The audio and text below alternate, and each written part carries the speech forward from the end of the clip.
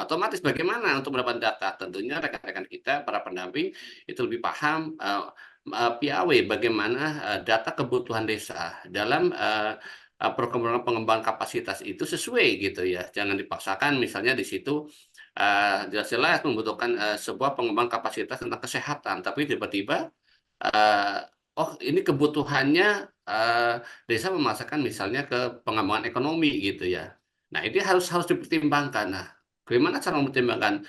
Tentunya dengan bahasa yang relevan sesuai dengan kebutuhan dan datanya. Nah ada kegiatan penyuluhan terkait pencegahan dan penuh stunting gitu. Nah kalau bahasa penyuluhan terkait pencegahan penuh stunting kan bisa saja misal gitu ya adanya penyuluhan calon pengantin gitu kan.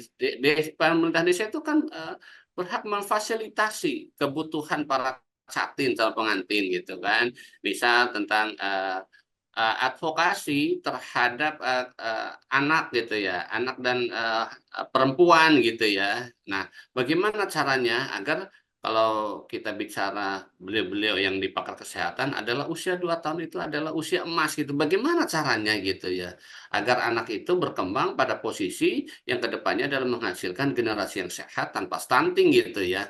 Nah, begitu juga dengan kondisi yang sifatnya intervensi sensitif ataupun spesifik apa sih yang harus dilakukan. Nah, ini proses-proses seperti ini tentunya ada sebuah data. Nah, contoh penyuluhan terkait desa bebas BAB sembarangan. Apa yang harus kita lakukan sebagai pendamping itu ya? Apa yang harus dilakukan oleh desa? Tentunya contoh gitu ya, yang pernah saya advokasi gitu ya dan fasilitasi tentang penyuluhan terkait dengan desa bebas BAB sembarangan. Nah, kita punya rekan, yaitu apa? Di tenaga sanitasi lingkungan di tingkat kecamatan itu kan ada puskesmas ya Pak ya. Di puskesmas itu kan ada sanitasi lingkungan. Kita tarik gitu ya. Kita tarik, coba kita belajar.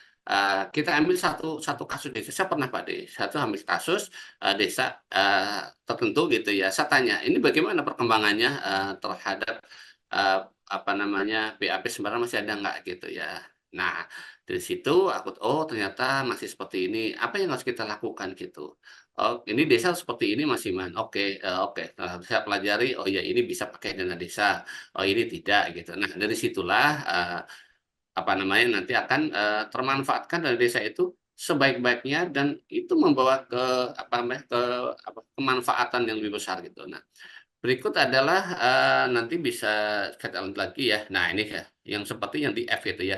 Terkait penanggulangan penyakit menular gitu ya. Influenza, diare, penyakit seksual, HIV, TBC. Nah, biasanya penyakit-penyakit yang endemik yang menular itu kan di masa itu kan TBC ya sebelum yang biasa menimpa. Nah, ini ternyata tidak hanya TBC aja gitu. Tadi karena apa? Tadi kita bicara tentang yang relevan gitu ya. Misalnya di daerah tersebut itu ya, misalnya desanya itu merupakan bagian kawasan industri gitu ya. Kalau kalau kita bicara di daerah mungkin Jawa Sidoarjo ataupun di Kabupaten Bandung itu kan banyak sekali pabrik-pabrik yang ada di desa. Nah, apa sih yang menjadi apa kebutuhannya? Kita harus responsif, berkembang, apa namanya mencari literasi yang dibutuhkan gitu. Sehingga pada saat kita menggandingkan pemanfaatan dana desa itu betul-betul menjadi kebutuhannya desa. Nah, berikut adalah bagaimana tentang penanggulangan penyakit tidak menular, hipertensi dan ini bisa. Nah, terus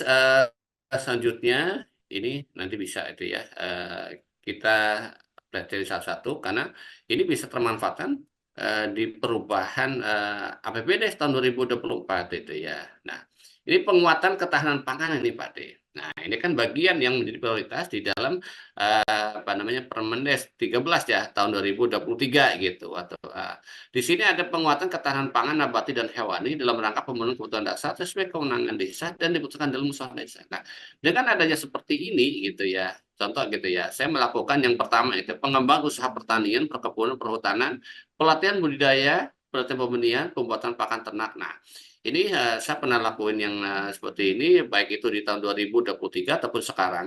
Itu contoh kemarin apa namanya pelatihan budidaya oleh Mina Tani Rahayu itu ya di Desa Karangsalam Lor.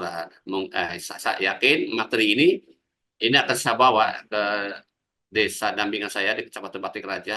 Saya sosialisasikan ini penting sekali karena jangan sampai kita hanya bicara adalah hal-hal yang keras gitu ya. Kita lihat posisinya desa ini sebetulnya prioritasnya kemana? Apakah masih terhadap fasilitas dasar? Kalau namanya jalan tuh nggak akan habis-habisnya, Pak,